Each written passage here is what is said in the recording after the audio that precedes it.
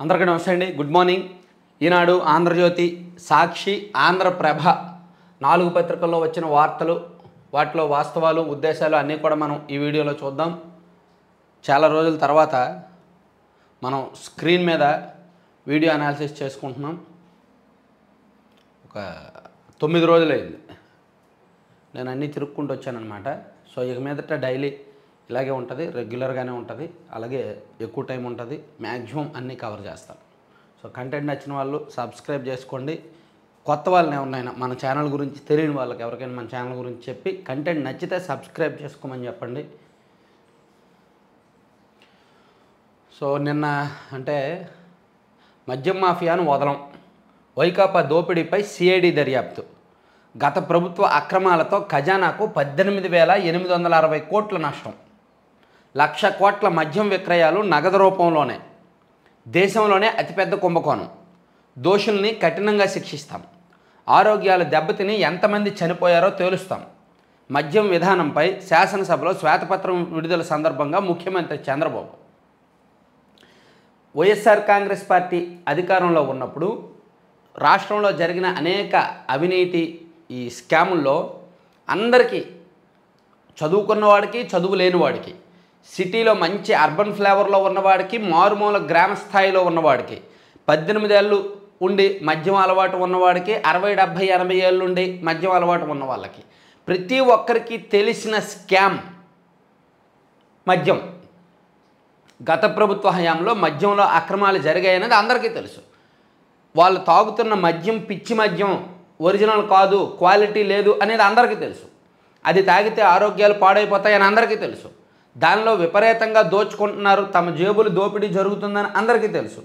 కానీ ఏ ఒక్కరూ కూడా దాని మీద మాట్లాడలేరు, ఏ ఒక్కరూ మానలేకపోయారు. ఎందుకంటే మద్యం అనేది బలహీనత, మద్యం అలవాటు అనేది.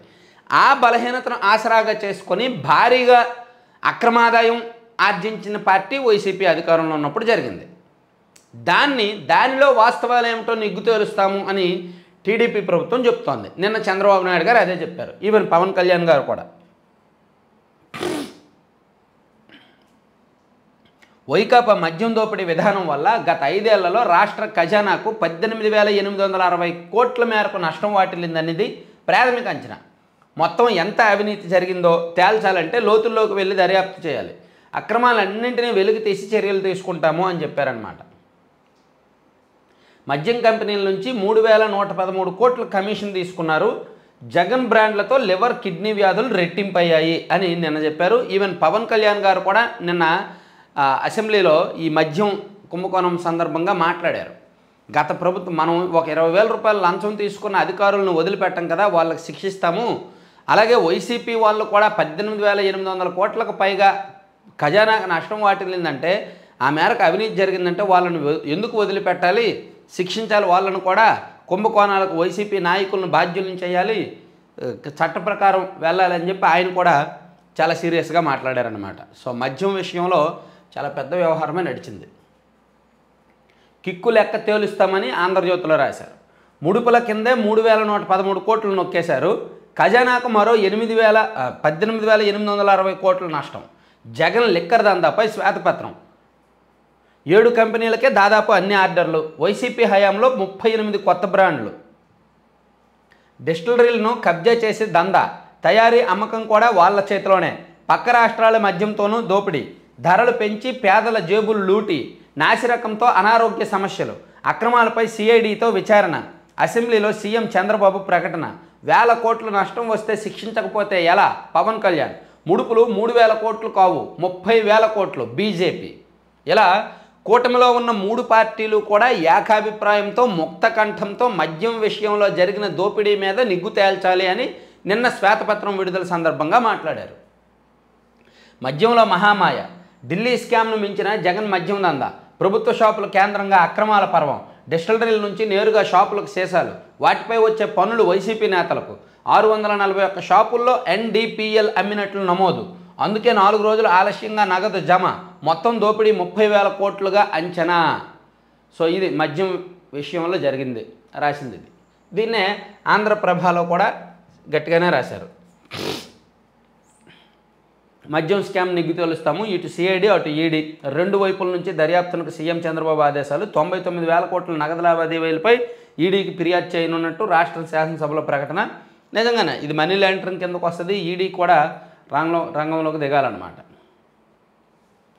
ఇది మద్యానికి సంబంధించి. సో మరి సాక్షిలో ఎలా రాశారో చూద్దాం.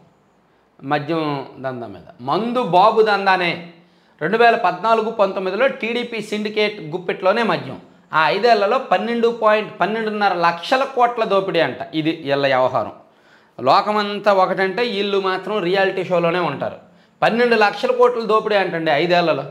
చంద్రబాబు గారి హయాంలో అంట మద్యంలో అంట 12 లక్షల కోట్ల దోపిడీ అంట. అసలు అంత పెట్టి ఎవరైనా కొంటారా? కనీసం ఓవరాల్ టర్న్ ఓవర్ అయినా అంత ఉంటుందా? సాధారణంగా అవినీతి అంటే ఆ టర్న్ ఓవర్లో 20%, 30%, 40%, 50% అవినీతి జరుగుద్ది అనుకోవచ్చు. అంటే ఒక సంవత్సరంలో ఒక 500 కోట్లు turnover, overall turnover జరిగిందనుకోండి. దానిలో ఒక 200 కోట్లు 250 కోట్లు అవినీతి జరిగిందంటే అర్థం చేసుకోవచ్చు.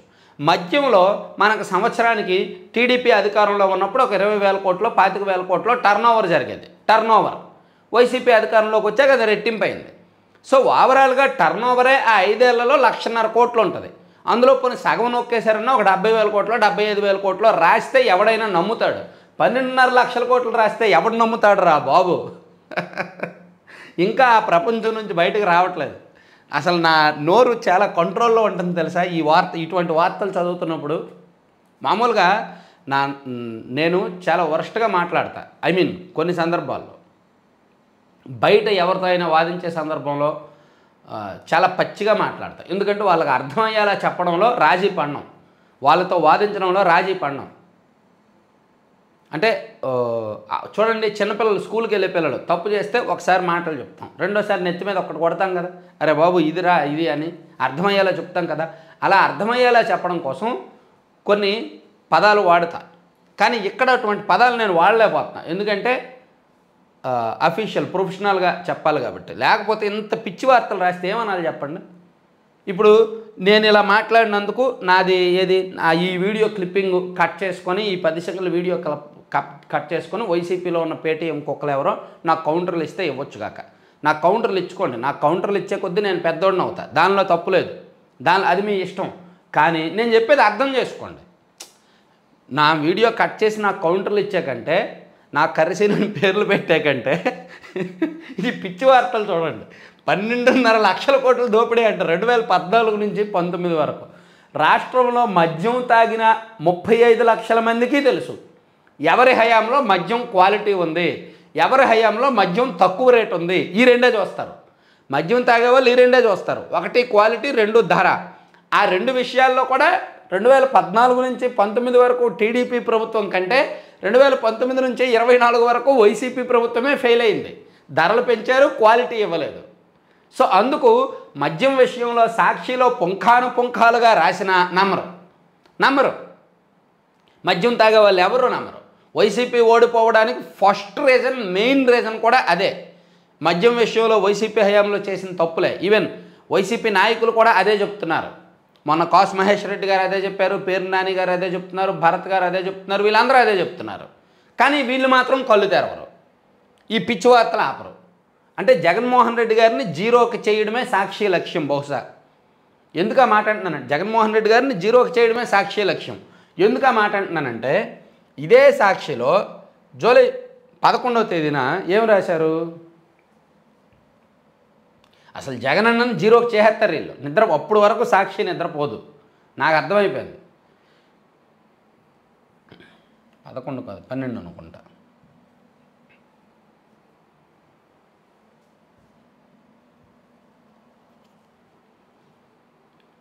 ఎన్ని ఏళ్ళు వచ్చాయి? 12వ తేదీ పేపర్ ఇది. ఇదిగో ఒక్కరికే తల్లికి వందనం, అందరికీ ఎగనాము. తల్లికి వందనం పథకంపై కూటమి ప్రభుత్వం యూటర్ను. ఇంట్లో ఎంతమంది ఉంటే అంతమందికి ఇస్తామని ఎన్నికల్లో హామీ. సో ఎన్నికల ప్రచారంలో ఎలా చేశారు, మేనిఫెస్టోలో ఎలా పెట్టారు. కానీ స్కూల్కి వెళ్ళే ప్రతి విద్యార్థికి తల్లికి వందనం ఇవ్వట్లేదు. ఒక్క తల్లికే ఇస్తారు, ఒక్కరికే ఇస్తారు. అంటే ఇద్దరు పిల్లలు స్కూల్కి వెళ్తే ఒక్కరికే ఇస్తారు అని సాక్షిలో జూలై 12వ తేదీన రాశారు. కానీ నిన్న అసెంబ్లీలో మంత్రి నారా లోకేష్ గారు ఏం చెప్పారు? బడికెళ్ళే పిల్లలందరికీ తల్లికి వందనం, పథకం అమలుకు విధి విధానాలు రూపొందిస్తున్నాం, శాసనమండలిలో మంత్రి లోకేష్. అంటే బడికి వెళ్ళే పిల్లలందరికీ ఇస్తామన్నారు. మరి ఎందుకు ముందే కూయాలి? 12వ తేదీన ఎందుకు కూయాలి? నిన్న మంత్రి గారేమో అందరికీ ఇస్తామని చెప్పారుగా. మరి వీళ్ళు రాసిన తప్పే కదా. ఇటువంటి తప్పుడు వార్తలు ఎన్నో, పుంఖాలు తప్పుడు వార్తలు రాయడం తప్పు కాదు. ఎందుకంటే ఇది వాళ్ళ వాళ్ళ కరపత్రం. వాళ్ళ కరపత్రంలో రాస్తే రాసుకోవచ్చు, తప్పుడు వార్తలు రాస్తే రాసుకోవచ్చు. కానీ మోసపు వార్తలు రాయకూడదు. తప్పుకి మోసానికి తేడా ఉంది. తప్పులు చేస్తారు, తప్పులు ప్రతి ఒక్కరూ చేస్తారు. కొంతమందిని పుట్టించడమే దేవుడు చేసిన తప్పు. ఆ మాటకు వస్తే అంటే ఇలా అన్నందుకు ఏమనుకోవద్దు. అంటే తప్పులు అందరూ చేస్తారు. సో ఈ మోసాలు చేయకూడదు, మోసం జరిగే వార్తలు రాయకూడదు. ఇది ఎందుకు మోసం అంటే ఇటువంటి వార్తలు ఇప్పుడు పోలింగ్ అయిపోయిన తర్వాత కుప్పంలో చంద్రబాబు ఓడిపోతున్నారు, కుప్పంలో చంద్రబాబు ఓడిపోతున్నారు, పిఠాపురంలో పవన్ కళ్యాణ్ గారు ఓడిపోతున్నారని సాక్షిలో తెగ రాశారు. రిజల్ట్స్ వచ్చాక రివర్స్ అయింది కదా. అది ఈ పత్రిక చదువుతున్న వాళ్ళని మోసం చేసినట్టు. తప్పులు రాయొచ్చు కానీ ఎదుటి వాళ్ళు మోసపోయేలా రాయకూడదు, ఎదుటి వాళ్ళని మోసం చేయకూడదు. కానీ సాక్షి అదే చేస్తుంది. సాక్షి పుట్టుక నుంచి మోసపు వార్తలే రాస్తుంది. తప్పులు రాయడం తప్పు కాదు, అది వీళ్ళ కరపత్రం, వీళ్ళ ఇష్టం, వీళ్ళ పెయిడ్ పేపర్, వాళ్ళ ఇష్టం. ఆ పార్టీకి ఈ పత్రికకు యజమాని ఒక్కళ్ళే కాబట్టి దాన్ని భజన చేయడానికో ఎదుటి వాళ్ళని విమర్శించడానికో రాస్తే రాయొచ్చు కాక. కానీ ఇది చదివి చాలామంది మోసపోయి నిజం అనుకుంటున్నారు. ఇది చదివిన తర్వాత పాపం ఎంతమంది తల్లులు బెంగ పెట్టుకున్నారో, అమ్మో మా 3 పిల్లలు ఉన్నారు, 3కి రాదు, ఒకరికే వస్తుందా అని ఎంతమంది బెంగ పెట్టుకున్నారో. మరి వాళ్ళందరికీ ఇప్పుడు ఇంటికి ఒకరికి కాదు అందరికీ ఇస్తామని ప్రభుత్వం చెప్పింది కదా. సో వీళ్ళు తప్పు అంటే నేను మొన్నే చెప్పాను కదా, ఎవరు మేకల కాపరి కదా. సో వీళ్ళు ముందే కూస్తారు, ముందే కూసింది తప్పు అవుద్ది. ప్రతి విషయంలో అంతే. ఎన్నికలకు ముందు అంతే. టీడీపీ జనసేన బీజేపీ పొత్తులో జనసేన వాళ్ళకి 50 సీట్లు ఇచ్చేస్తారు, బీజేపీకి 25 సీట్లు ఇచ్చేస్తారు, టీడీపీకి 100 మిగులుతాయి అని చెప్పి తెగ రాశారు. వాళ్ళ సీట్ల షేరింగ్ అవ్వకముందే రాశారు. అలాగే అమిత్ షా ఏమో టీడీపీతో పొత్తుకు ఒప్పుకోవట్లేదని రాశారు. అలా ఎన్ని రాశారో ఏది నిజం అవ్వలేదు, ఏ ఒక్కటి నిజం అవ్వలేదు. పాప మీ పత్రిక చదివిన వాళ్ళకి మోసం, అన్యాయం. కానీ దాన్ని ఇప్పటికీ గుర్తించరు వాళ్ళు ఇప్పటికీ దాన్ని గుర్తించరు. అరే మా సాక్షి మమ్మల్ని మోసం చేస్తుంది, మా సాక్షి అబద్ధాలు చెప్తుందని ఇప్పటికీ గుర్తించరు. గుర్తించినా కడుపులో దాచుకుంటారు తప్ప బయటకు చెప్పరు. బయటకు ఎందుకు చెప్పరు? కాళ్ళ మీద పడుతుంది కదా అందుకు. సో ఇది మంత్రి నారా లోకేష్ గారు అంటే మద్యం అయిపోయింది. ఇప్పుడు మంత్రి నారా లోకేష్ గారు నిన్న చెప్పారు, ఇంట్లో ఎంతమంది ఉంటే అంతమందికి ఇస్తాము, ఎంతమంది బిడ్డలు ఉంటే అంతమందికి తల్లికి వందనం ఇస్తాము, త్వరలో విధి విధానాలు జారీ చేస్తాము, ప్రభుత్వ ప్రైవేట్ స్కూల్ విద్యార్థులందరికీ వర్తింపు, లోటుపాట్లకు తావు లేకుండా పథకం అమలు అని చెప్పారు. అయితే ఈ సంవత్సరం 2024 ఇస్తారా లేదా అనేది స్పష్టం లేదు. విధి విధానాలు రూపొందించి ఇస్తారు, మేబీ 2025 నుంచి ఇస్తారా అనేది చూడాలి. ఆయన టైం పడుతుందని అయితే చెప్పారు. టైం పడుతుంది మీన్స్ ఇప్పుడు ఆల్రెడీ జూలై నెల కాబట్టి ఆగస్టు వచ్చేస్తుంది కాబట్టి 4 నెలల్లో ఇచ్చే అవకాశం లేదు. నెక్స్ట్ ఇయర్ నుంచే ఇస్తారేమో అనుకోవాలి. ఇక 2000 కోట్లతో అమరావతి రైల్వే లైన్ అభివృద్ధి. రైల్వే బడ్జెట్లో ఏపీకి 9151 కోట్లు. కృష్ణానదిపై భారీ వంతెన. డిపిఆర్కు రైల్వే బోర్డు నీతి ఆయోగ్ ఆమోద ముద్ర. 50 ఏళ్లను దృష్టిలో ఉంచుకొని విజయవాడ స్టేషన్ ఆధునికీకరణ. లోక్సభలో రైల్వే శాఖ మంత్రి అశ్విని వైష్ణవ్ వెల్లడి. విశాఖ రైల్వే జోన్ మీద మాత్రం ఒక్క మాట లేదు. విశాఖ రైల్వే జోన్ మన మెయిన్ డిమాండ్. విశాఖపట్నం రైల్వే జోన్గా ఏర్పాటు చేయాలి. ఆ తర్వాత ఆంధ్రప్రదేశ్ రాష్ట్రంలో ప్రతి రైల్వే స్టేషను ఆధునికీకరణ జరగాలి అనేది మన మెయిన్ డిమాండ్లు. విశాఖ రైల్వే జోన్ గురించి మాట్లాడలేదు నిన్న బడ్జెట్లో. మరి దానికేమి నొప్పి వచ్చిందో వీళ్ళకి. రైల్వే బడ్జెట్లో ఆంధ్రప్రదేశ్కు ఈ ఏడాది 9151 కోట్లు కేటాయించామని రైల్వే మంత్రి అశ్విని వైష్ణవ్ ప్రకటించారు. రాష్ట్ర రాజధాని అమరావతికి రైలు మార్గం అనుసంధానం కోసం కేంద్ర ప్రభుత్వం 2047 కోట్లతో 56 కిలోమీటర్ల రైల్వే లైన్ను అభివృద్ధి చేయబోతుందని చెప్పారు. ఈ మార్గంలో కృష్ణానదిపై ఒక భారీ వంతెన కూడా నిర్మిస్తున్నందున ప్రాజెక్టు వ్యయం ఇంత పెద్ద స్థాయిలో ఉందని చెప్పారన్నమాట.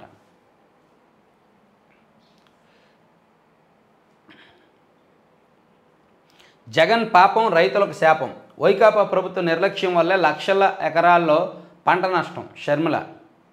నేను ఇక్కడ ఒక మాట అనాలనుకుంటున్నా.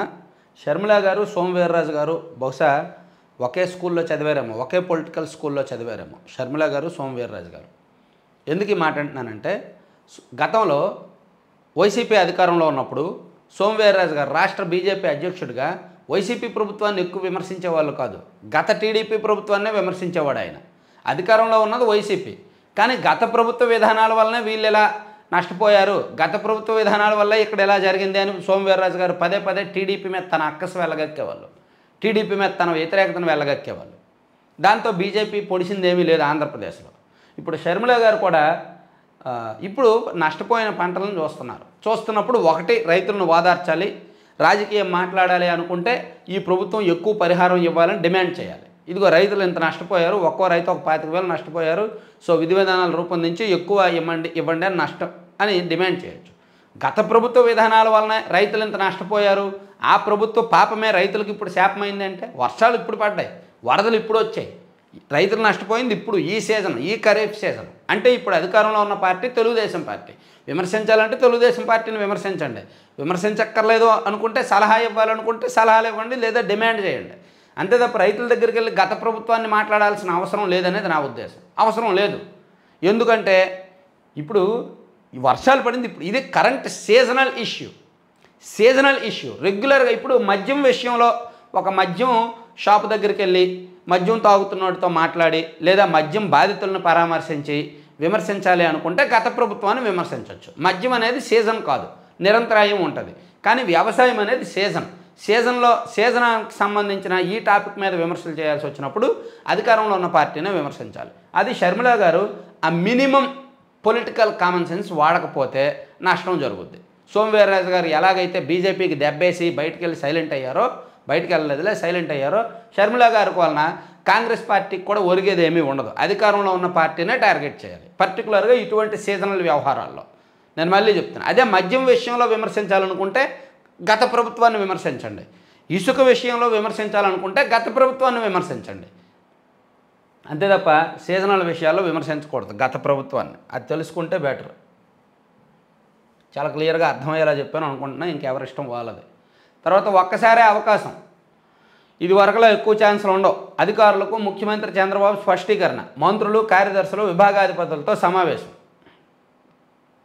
ఏ అధికారి ఎక్కడ సరిపోతారో వారిని అక్కడ నియమించామని భావిస్తున్నాను, అందుకోసం చాలా కసరత్తు చేశాం. నేను మిమ్మల్ని నమ్ముతున్నాను, మీరు నన్ను నమ్మండి, కలిసి ముందుకెళదాం. అంచనాలను అందుకునేలా అందరూ పనిచేయాలి. గతంలో కొందరు అధికారుల పనితీరు అంత బాగోలేకపోయినా, ఫలితాలు కనిపించకపోయినా చూసి చూడనట్లు ఉండేవాడిని, మరిన్ని అవకాశాలు ఇచ్చేవాడిని. ఇకపై అలా ఉండదు, అధికారుల పనితీరు ఎప్పటికప్పుడు సమీక్షిస్తాను, ఒకసారి అవకాశం ఇస్తాను అని చెప్పారన్నమాట. ముఖ్యమంత్రి చంద్రబాబు నాయుడు గారు చాలా సీరియస్గా ఇటువంటి కామెంట్స్ చేశారు. తర్వాత సీఎంఆర్ఎఫ్కు శశి విద్యా సంస్థల విరాళం, ₹1 కోటి విరాళం ఇచ్చారంట బూరుపల్లి వేణుగోపాల్. 100 రోజుల ప్రణాళికకు వడివడిగా అడుగులు, కీలకమైన హామీల అమలుకు వివిధ శాఖల ప్రతిపాదన, ఇప్పటి వరకు 35 అంశాల నివేదన అంట.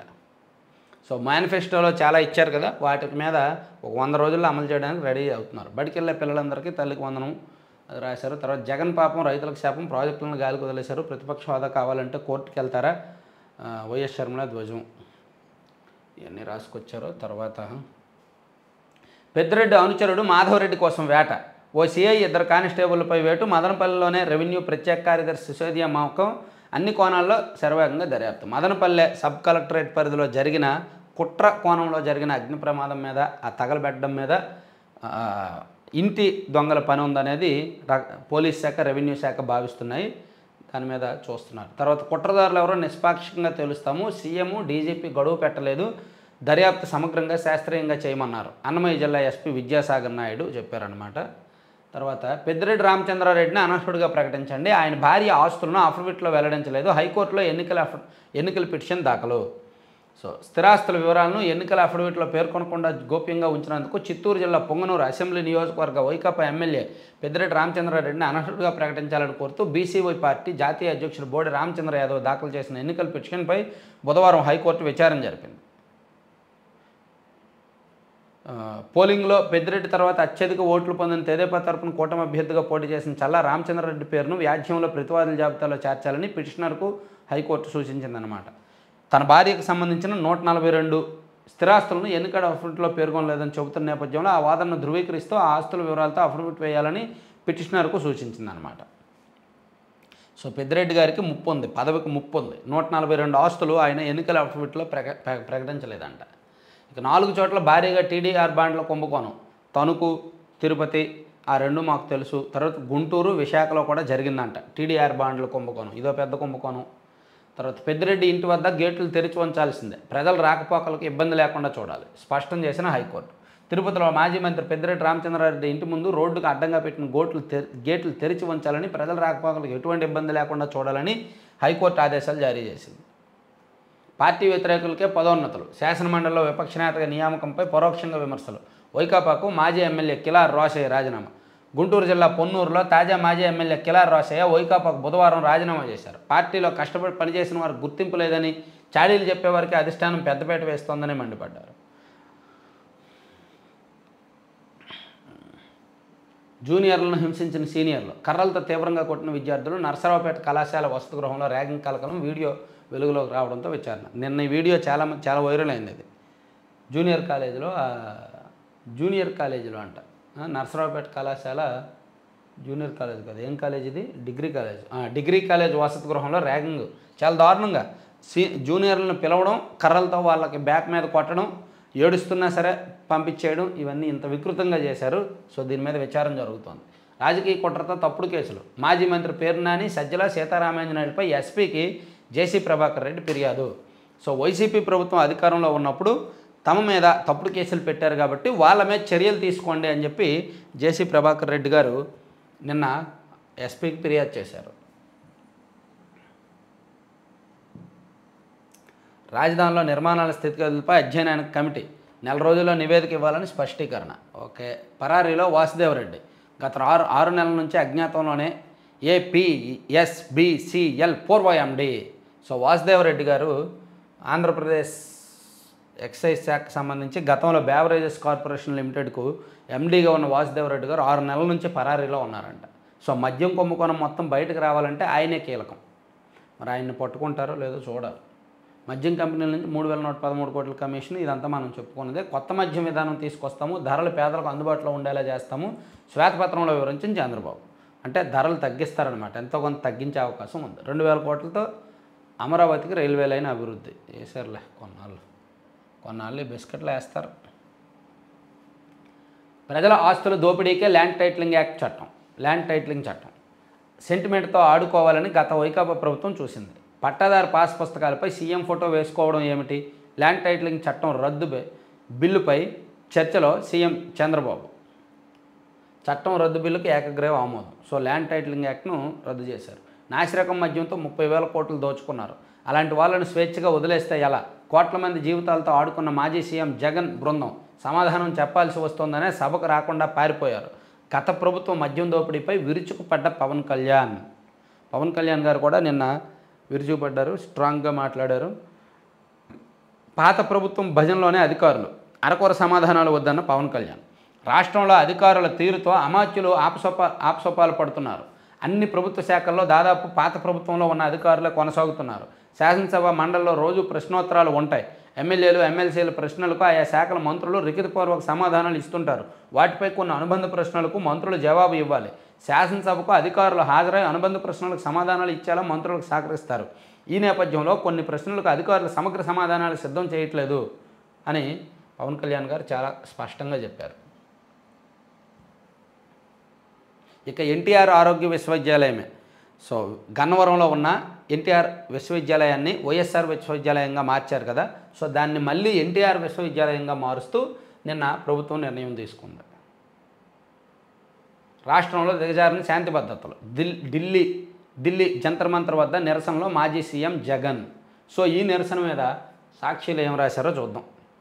నరమేధంపై కన్నెర్ర, ఏపీలో ఆటవిక పాలనపై జాతీయ స్థాయి పార్టీల ఆగ్రహం, చంద్రబాబు ప్రభుత్వం సాగిస్తున్న దమనకాండపై హోరెత్తిన ఢిల్లీ, టీడీపీ కూటమి ప్రభుత్వానికి పాలించే అర్హత లేదు, మరో మణిపూర్గా మారకుండా కేంద్రం చర్యలు తీసుకోవాలి, దారుణకాండపై సుప్రీంకోర్టు సుమోటాగా కేసు నమోదు చేయాలి, ఆ ప్రభుత్వాన్ని ఎందుకు బర్తరఫ్ చేయకూడదు, సమాజ్వాదీ పార్టీ, టీఎంసీ, శివసేన, ఆప్, ఏఐఏడీఎంకే, జార్ఖండ్ ముక్తి మోర్చా, ఐయుఎంఎల్, ఎంఐఎం, వీసీకే సహా పలు పార్టీల మండిపాటు, విధ్వంసకాండకు సంబంధించిన వీడియో ఫోటోల ప్రదర్శనలు తిలకించిన నేతలు, రాష్ట్రంలో పరిస్థితులపై జాతీయ ప్రాంతీయ పార్టీల నేతల విస్మయం, వైఎస్ఆర్సీపీ పోరాటాలకు మద్దతుగా ఉంటామని హామీ, ఏపీలో అరాచకాన్ని చూసి విస్తుపోయిన జాతీయ మీడియా.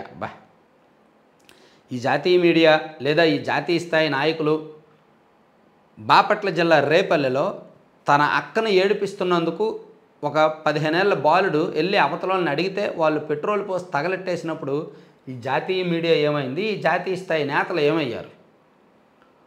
మాస్కులు లేవు మా ప్రభుత్వ ఆసుపత్రుల్లో అని చెప్పి ఆ మహమ్మారి మీద మాట్లాడిన ఒక డాక్టర్ను నడి రోడ్డు మీద చొక్కా విప్పేసి రెక్కలు వెనక్కి కట్టేసి అవమానించి ఆయన మరణానికి కారణమైనప్పుడు ఈ జాతీయ మీడియా ఈ జాతీయ స్థాయి నేతలు ఏమయ్యారు? ఒక డ్రైవర్, ఒక దళిత డ్రైవర్ను చంపేసి హత్య చేసి ఇంటికి డోర్ డెలివరీ చేసినప్పుడు ఈ జాతీయ స్థాయి నేతలు ఏమయ్యారు? ఏమయ్యారు? గత 5 ఏళ్లలో ఎన్నో జరిగాయి. మరి అప్పుడు వీళ్ళందరూ ఏమయ్యారో నాకు అర్థం. అఫ్కోర్స్ ఇప్పుడు నిజంగానే తప్పు జరుగుతోంది. ఆంధ్రప్రదేశ్లో శాంతి భద్రతలకు భంగం కలిగింది. గత 40 రోజులుగా దారుణాలు జరుగుతున్నాయి. నేను ఒప్పుకుంటాను. సో ఇప్పుడు వచ్చారు వీళ్ళందరూ. గతంలో ఎందుకు రాలా? ఇదే అఖిలేష్ యాదవ్ గారు గతంలో ఎందుకు రాలా? సో తప్పును తప్పుగా చెప్పొచ్చు, తప్పును తప్పుగానే చెప్పాలి, తప్పును ఖండించాలి రాజకీయాల్లో. కానీ వీళ్ళు గతంలో రాలేదు, ఇప్పుడు వచ్చారు. మేబీ అవి తెలియవేమో, అవి తెలియక ఏదో ఇప్పుడు ఢిల్లీలో ధర్నా జరుగుతుంది మనం కూడా వెళ్ళి మాట్లాడదాము అని చెప్పి వచ్చి మాట్లాడారేమో నేషనల్ మీడియాలో ఫోకస్ అవ్వడం కోసం బహుశా. కానీ ఆంధ్రప్రదేశ్ రాష్ట్రంలో లోతుగా ఏం జరుగుతుందో వీళ్ళకి తెలియదు. గతంలో ఏం జరిగింది అనేది వీళ్ళకి తెలియదు. గతంలో జరిగింది ఇప్పుడు వీళ్ళు కొనసాగిస్తున్నారు. సో దానివల్ల వీళ్ళు పోతారు. ఇప్పుడున్న ప్రభుత్వంలో కూడా గత ప్రభుత్వం చేసినవన్నీ మేము కొనసాగిస్తామంటే వీళ్ళు ఉండరు. వీళ్ళకి ప్రజలు బుద్ధి చెప్తారు. సో వీళ్ళు కూడా కొంత మార్చాలి, వ్యవస్థను మార్చాలి. ప్రభుత్వం చేతిలో వచ్చింది కదా, మేము ఎవరినైనా కొట్టొచ్చు, తిట్టొచ్చు, కేసులు పెట్టొచ్చు అని ఇప్పుడు వాళ్ళు వ్యవహరిస్తున్నారు. సో వీళ్ళకు కూడా ప్రజలు బుద్ధి చెప్తారు. టీడీపీ కూటమికి కూడా ప్రజలు బుద్ధి చెప్తారు. ఇదే కొనసాగితే బుద్ధి చెప్తారు, నేను కాదనట్లా. కాకపోతే అలాగని వీళ్ళకంటే వైసీపీ వాళ్ళకంటే ఏం కాదు, ఘోరంగా అయితే లేదు. వైసీపీ హయాంలో మరీ ఘోరంగా ఉండేది. అరాచకాన్ని అడ్డుకుందాం, ప్రజాస్వామ్య పరిరక్షణకు అండగా నిలవండి, జాతీయ మీడియాతో మాజీ సీఎం జగన్. ఈయన మాట్లాడారు. అవతల వాళ్ళు ప్రశ్నలు అడిగితే సమాధానం చెప్పాల. అక్కడ ఢిల్లీలో నేషనల్ మీడియా స్థాయిలో కొంతమంది లోకల్ మీడియా వాళ్ళు, నేషనల్ మీడియా వాళ్ళు తిరిగి జగన్మోహన్ రెడ్డి గారు కొన్ని ప్రశ్నలు అడిగారు, సమాధానం చెప్పాల, దాటవేశారు, అక్కడి నుంచి వెళ్ళిపోయారు. అలాంటప్పుడు ఇటువంటి ఢిల్లీ స్థాయిలో ఎందుకు ఇవన్నీ పెట్టడం? సో మొత్తానికి అది ఢిల్లీలో ధర్నా గురించి అది రాశారనమాట. అలా రాశారు. నేపాల్లో కూలిన విమానం 18 పైలట్ గాయాలు, కఠ్మాండు టీఐఏలో టేకాఫ్ అవుతుండగా ఘటన. ఓకే, దమనకాండకి ఇదిగో సాక్ష్యాలు. ఏపీలో కూటమి ప్రభుత్వ అరాచకాలను కళ్ళకు కట్టిన ఫోటో ఎగ్జిబిషన్. దమనకాండ గురించి వివరిస్తూ వైఎస్ జగన్ భావోద్వేగమా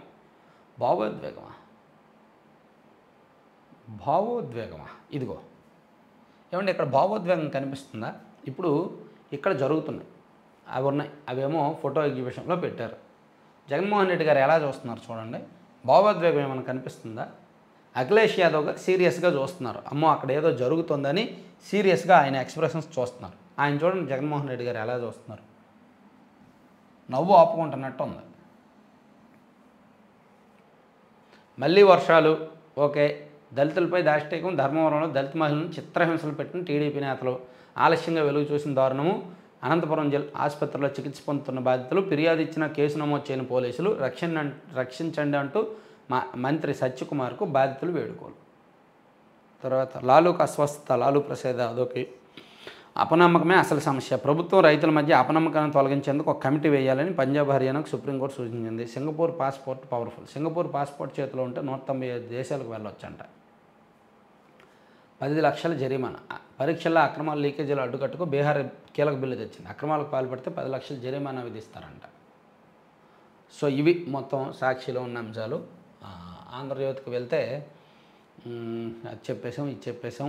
తర్వాత వ్యవస్థలను కుప్పకూల్చారు. 2014లో కంటే దారుణ పరిస్థితులు. విభజన కంటే వైసీపీ పాలనలోనే ఎక్కువ నష్టం. 1,00,000 కోట్ల వరకు బిల్లులు బకాయిలు పెండింగు. 13.5% వృద్ధి రేటు సాధించిన రాష్ట్రం పరిస్థితి ఇది. కేంద్రం సాయం చేస్తామనడం శుభపరిణామం. గత ప్రభుత్వం కేంద్ర నిధులను దారి మళ్లించింది. యూసీలు కూడా ఇవ్వలేదని ఢిల్లీలో చెప్పారు. అధికారులు సెన్సిటివ్గా పనిచేయాలి. మీ శాఖల్లో వ్యవస్థలను క్రియాశీలం చేయండి. యంత్రాంగానికి చంద్రబాబు దిశానిర్దేశం. ఓకే, అమరావతికి చిక్ బుక్. రాజధానిని అనుసంధానిస్తూ 2047 కోట్ల ప్రాజెక్టుకు ఓకే. ఏపీకి మొత్తం 9,151 కోట్ల బడ్జెట్. భారీ ఎత్తున పట్టాలెక్కిన రాష్ట్ర ప్రాజెక్టులు. సో విశాఖ రైల్వే జోన్ అయితే లేదు. సో అక్కడ అనుమతులు లభించగానే ఉంటుందంట, చూద్దాం. తర్వాత ల్యాండ్ టైటిలింగ్ చట్టం రద్దు, హెల్త్ యూనివర్సిటీకి పేరు పునరుద్ధరణ, నిన్న శాసనసభలో కొన్ని బిల్లులు ఆమోదించారు, వాటిని రాశారన్నమాట. తర్వాత విపక్ష రాష్ట్రాలపై వివక్ష, భారత సమాఖ్య వ్యవస్థ పవిత్రతపై దాడి, కేంద్ర బడ్జెట్పై ఇండియా ఆగ్రహం, పార్లమెంట్ నుంచి వాకౌట్, ప్రాంగణంలో ఎంపీల నిరసన, మాతాజీ మాటల నేర్పరి, బీజేపీని తిరస్కరించిన రాష్ట్రాలకు బడ్జెట్లో మొండి చెయ్యి, ఆ 2 రాష్ట్రాలకే విందు, ఖర్గే రాష్ట్రం పేరు చెప్పకపోతే నిధులు రావా, వ్యయ ప్రకటన చదివితే వాస్తవాలు తెలుస్తాయి, నిర్మలా సీతారామన్ చెప్పారన్నమాట. తర్వాత ఢిల్లీ వీధుల్లో జగన్ ధర్నా, మేము ప్రతీకార చర్యలు ప్రోత్సహించలేదు, ఏపీలో హింసాకాండని అని ఆక్రోశం, కార్యక్రమం ఆశాంతం సమన్వయ లోపం, జనం లేకపోవడంతో జగన్ అసహనం, బీజేపీ వ్యతిరేక పార్టీల మద్దతు. జనం లేక జగన్మోహన్ రెడ్డి గారిలో అసహనం ఉందంట. నామినేటెడ్ పోస్టులపై కూటమిలో ఒప్పందం, టీడీపీ ఎమ్మెల్యేలు ఉన్న చోట 60% పదవులు ఆ పార్టీ వారికే, 30% పదవులు జనసేనకు, మిగతా పోస్టులు టీడీపీకి. జనసేన ఎమ్మెల్యేలు ఉన్న చోట ఇదే సూత్రం వర్తింపు. అంటే నామినేటెడ్ పదవులు పంచుకున్నారు. జనసేన ఎమ్మెల్యేలు ఉన్న చోట పదవుల్లో 60% జనసేనకి, 30% టీడీపీకి, 10% బీజేపీకి ఇస్తారు. టీడీపీ ఎమ్మెల్యేలు ఉన్న చోటేమో 60% టీడీపీకి, 30% జనసేన. అంటే రాష్ట్రం మొత్తం యావరేజ్ అంతే, 60% పదవులు టీడీపీకి వస్తాయి, 30% నామినేటెడ్ పదవులు జనసేనకు వస్తాయి, 10% వీళ్ళకి వస్తాయి అన్నమాట. ఇట్లా పెద్దిరెడ్డి ఖాతాల్లో అసైన్డ్, భార్య స్వర్ణలత పేరుతో 20 ఎకరాలు, రేణిగుంట ఎయిర్పోర్ట్ పక్కనే కొనుగోలు, మార్కెట్ విలువ 100 కోట్లకు పైగానే, 2022 సెప్టెంబర్లో వ్యవహారం, చుట్టూ 100 ఎకరాల ప్రభుత్వ భూములు, దాని మధ్యలోనే అసైన్డ్ భూమి. తర్వాత ముమ్మరంగా విచారణ, మదనపల్లిలో 3వ రోజు కొనసాగింపు, అక్కడే సుసోడియా మకాం, ఫైళ్లు కాలిన ప్రాంతంలో పరిశీలన, వీఆర్కు 1 టౌన్ సిఐ, మరో 2 కానిస్టేబుల్ సస్పెన్షను, ఆర్డీఓల డ్రైవర్లు, మాధవరెడ్డి బంధువుల ఇళ్లలోనూ పోలీసులు సోదాలు. చాలా గట్టిగా సీరియస్గా చేస్తున్నారు, వ్యవహారం నడిపిస్తున్నారు అన్నమాట. తర్వాత ఇది చూసుకుంటే పాలనలో రాజీ లేదు, పని చేయకుంటే మార్పులు తప్పు, అది ఇందాక చదువుకున్నాం. తర్వాత మద్యం స్కామ్ ఒకటి చూసుకున్నాం. ఆస్తులకి ఇక భరోసా, ల్యాండ్ టైటిలింగ్ చట్టం రద్దు బిల్లుకు ఆమోదం. ఓకే, భారతీయం అదే విజయ సూత్రం, కమలా హ్యారిస్, ఉషా చిలుకూరి, ఉభయ దేశాల్లో ఈ ఇద్దరి మీదే దృష్టి. అధ్యక్ష అభ్యర్థిగా హ్యారిస్, ఉపాధ్యక్ష అభ్యర్థి జేడీ వ్యాక్స్ భార్య ఉషా చిలుకూరి, వీరి పుట్టుపూర్వతరాలపై సర్వత్రా ఆసక్తి, భారతీయ మూలాలున్న మహిళలుగా గుర్తింపు. ఓకే, బడ్జెట్పై నిరసన చదువుకున్నాం. తర్వాత ఏపీలో అరాచకాలు, హింస, రాష్ట్రపతి పాలన పెట్టాలి. మేబీ జగన్మోహన్ రెడ్డి గారు ఈరోజు రేపు కూడా ఢిల్లీలోనే ఉండే అవకాశం ఉంది, అక్కడ పెద్దలందరినీ కలుస్తారంట. 27న నీతి ఆయోగ్ భేటీ, హాజరు కానున్న సీఎం చంద్రబాబు. రేపు ఢిల్లీకి పయనం, ప్రధానమంత్రి మోదీ ఆర్థిక మంత్రి నిర్మలా సీతారామన్ను కలిసే అవకాశం. కాంగ్రెస్ సీఎంలతో పాటు తమిళనాడు ముఖ్యమంత్రి స్టాలిన్ బహిష్కరణ, కేంద్ర బడ్జెట్లో వివక్షకు నిరసన. సో 27న జరగబోతున్న నీతి ఆయోగ్ భేటీలో కాంగ్రెస్ పార్టీ సీఎంలు అలాగే స్టాలిన్ గారు వెళ్ళట్లేదన్నమాట. నడుం లోతు నీళ్లలో షర్మిల, మునిగిపోయిన పంటల పరిశీలన, బాధిత రైతులకు పరామర్శ. సో ఇవి ఆంధ్రప్రభ, ఇవి 4 పత్రికల్లో వచ్చిన వార్తలు. మరిన్ని కీలకమైన అంశాలతో మనం నెక్స్ట్ వీడియోలో కలుద్దాం. థ్యాంక్ యూ వెరీ మచ్ అండి.